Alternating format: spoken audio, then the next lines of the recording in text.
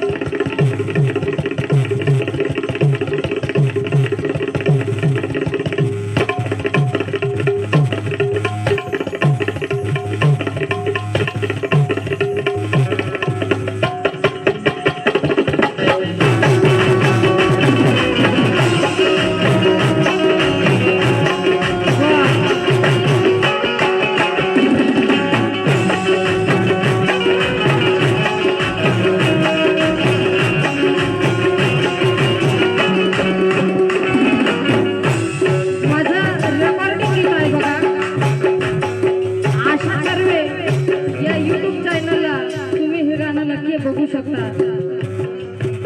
चॅनलला लाईक करा, शेअर करा आणि सबस्क्राईब सुद्धा करा. याही गीताचे कवी महाराष्ट्राचे सुप्रसिद्ध तबलावादक सुनीलजी बारमू. गीतही त्यांचा आहे, तर्जही त्यांची आहे. बघा काय लिहितात. शिळे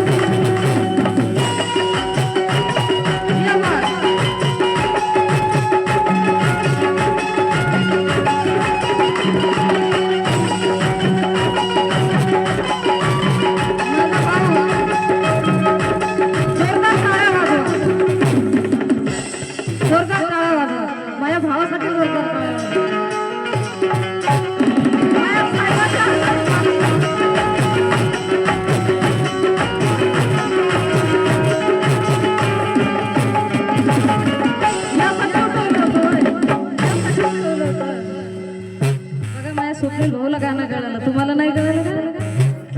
महिला मंडळ तुम्हाला नाही कळालं का?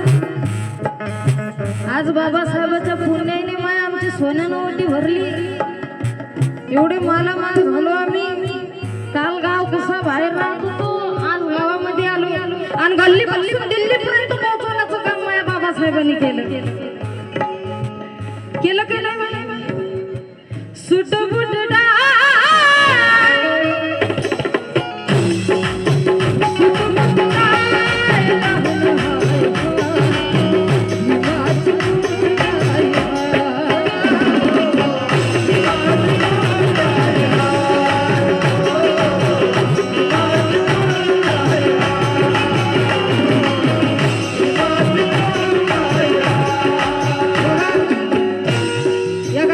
जास्त शेअर घेणार नाही, कारण गाणं तुम्हाला ऐकवायचं. बाबासाहेबाला.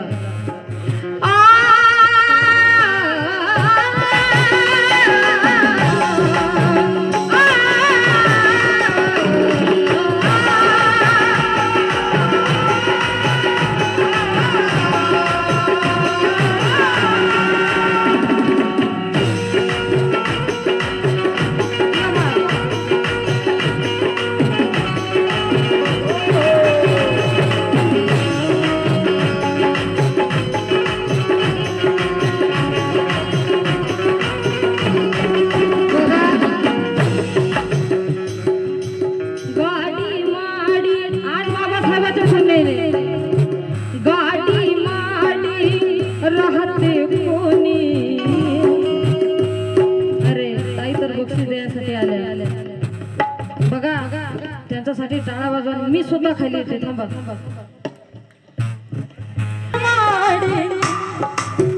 बघा माझा समाज माझा मायबाप आहे. कलाकार भरपूर येऊन गेले आपल्या स्टेजला, परंतु समाजापेक्षा कोणी मोठं नाही. माझी बहीण माझी ताई बबिता सत्कार चूल पेटते. जेव्हा तुम्ही लोक देतात तेव्हा माझ्या घरची चूल पेटते. म्हणून माझा समाज मायबाप आहे. माऊलीनो, आताच्या युगात आम्ही रमाई नाही होऊ शकत. रमाई होऊ शकतो का आपण? आपली लायकी आहे का तेवढी? आपण रमाईच्या मार्गावर चालू शकतो, पण रमाई होऊ शकत नाही. पोटची लेकरं गेले रमाईच्या सांगा तिने कसं वाटत असेल. म्हणून माऊलीनो, आमचं लेकरू जेवलं, पोटभर जेवलं, झोप गेलं म्हणजे झालं नाही. शेजारच्याच उपाशी निजलंय का त्यावर पण लक्ष द्या. कारण आताच्या युगात आम्ही रमाई नाही होऊ शकत, परंतु सिंधुताई सत्काळ मात्र विसरू नका. म्हणून मला म्हणायचं आहे काय, तुम्हाला समजलं नाही का? सिंधुताई सत्काळ अनाथाची माय. मग तुम्ही टाळे गावले वाजवले.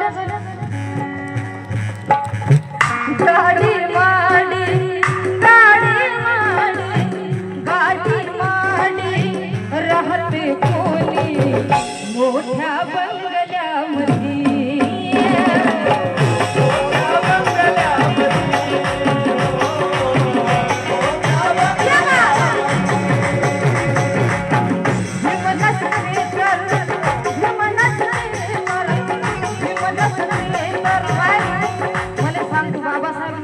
सुखाचे दिवस लेकीचे आले असते का?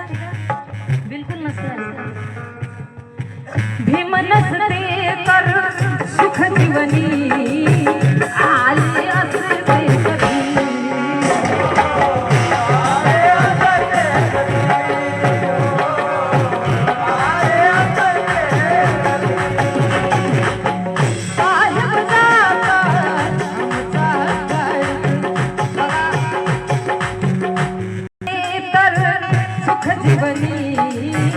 आले असते कधी.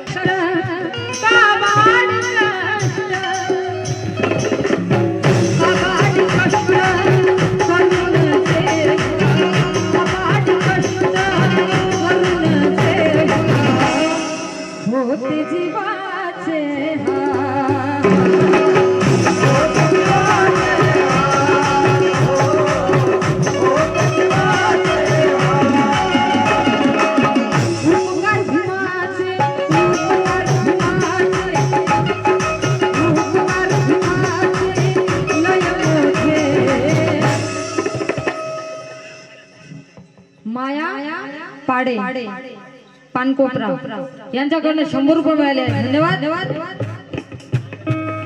धन्यवाद. पुन्हा एकदा 100 रुपयाचे पारितोषिक मिळाले.